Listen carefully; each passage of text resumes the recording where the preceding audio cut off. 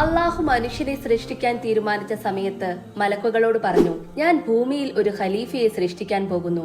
ആദ്യ മനുഷ്യനെ ഖലീഫ എന്നാണ് അഭിസംബോധന ചെയ്തത്.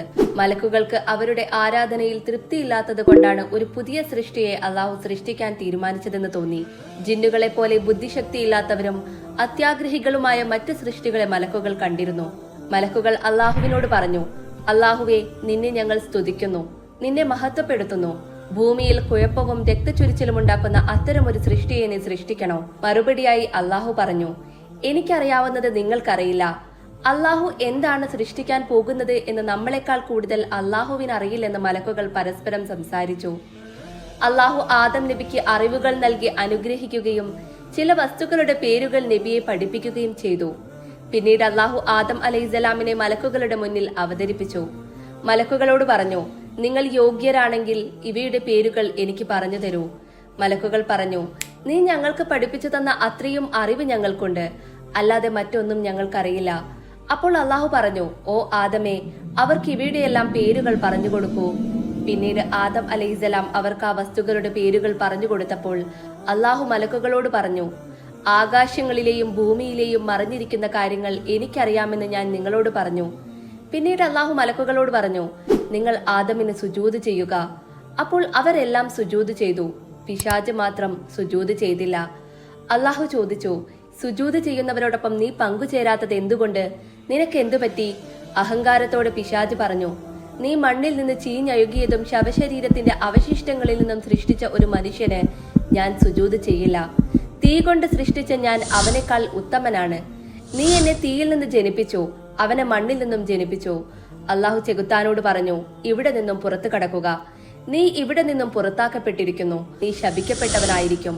ഇബ്ലീസ് പറഞ്ഞു, അന്ത്യനാൾ വരെ എനിക്ക് സമയം തരൂ. അള്ളാഹു പറഞ്ഞു, നിനക്ക് സമയമുണ്ട്. ഇബ്ലീസ് അള്ളാഹുവിനോട് പറഞ്ഞു, നീ എന്നെ വഴിതെറ്റിച്ചു.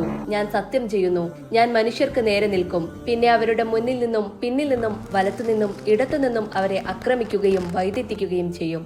ഇവിടെ നിന്ന് പുറത്തു കടക്കുക. അവരിൽ ആരെങ്കിലും നിന്നെ അനുസരിക്കുന്നുണ്ടെങ്കിൽ നിങ്ങളെ എല്ലാവരെയും കൊണ്ട് ഞാൻ തീർച്ചയായും നരകം നിറയ്ക്കും. സംശയമില്ല, നിങ്ങൾക്ക് എന്റെ അമൂല്യരായ ദാസന്മാരെ നിയന്ത്രിക്കാൻ കഴിയില്ല. സ്വർഗത്തിൽ എല്ലാ സൗകര്യങ്ങളും അനുഗ്രഹങ്ങളും ഉണ്ടായിരുന്നിട്ടും ആദം നബിക്ക് സ്വർഗത്തിൽ ഒറ്റപ്പെടൽ അനുഭവപ്പെട്ടു. അള്ളാഹു പിന്നീട് ഹവ്വാ ബീവിയെ സൃഷ്ടിച്ചു.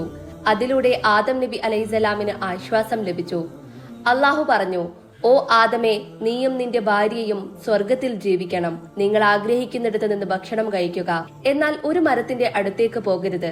അങ്ങനെ ചെയ്താൽ അധാർമികരുടെ കൂട്ടത്തിൽ നിങ്ങൾ പെടും. ജ്ഞാനത്തിന്റെ മരമായിരുന്നു അത്. അത് വിലക്കപ്പെട്ട കനിയാണ്.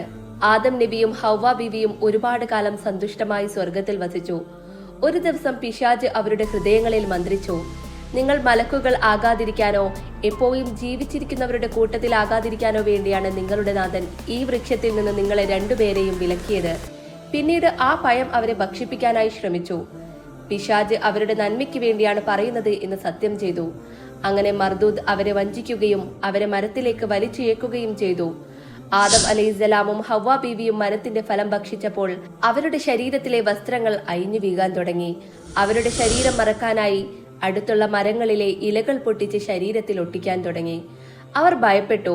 അപ്പോൾ അള്ളാഹു അവരെ വിളിച്ചു പറഞ്ഞു, ഈ വൃക്ഷത്തിൽ നിന്ന് ഞാൻ നിങ്ങളെ രണ്ടുപേരെയും വിലക്കിയിരുന്നില്ലേ? പിശാച് നിങ്ങളുടെ പ്രത്യക്ഷ ശത്രുവാണെന്ന് ഞാൻ പറഞ്ഞിരുന്നില്ലേ? അപ്പോൾ ആദം അലൈഹിസ്സലാമും ഹവ്വാ ബീവിയും പറഞ്ഞു, ഞങ്ങളുടെ നാഥ, ഞങ്ങൾ ഞങ്ങളോട് തന്നെ അന്യായം ചെയ്തിരിക്കുന്നു.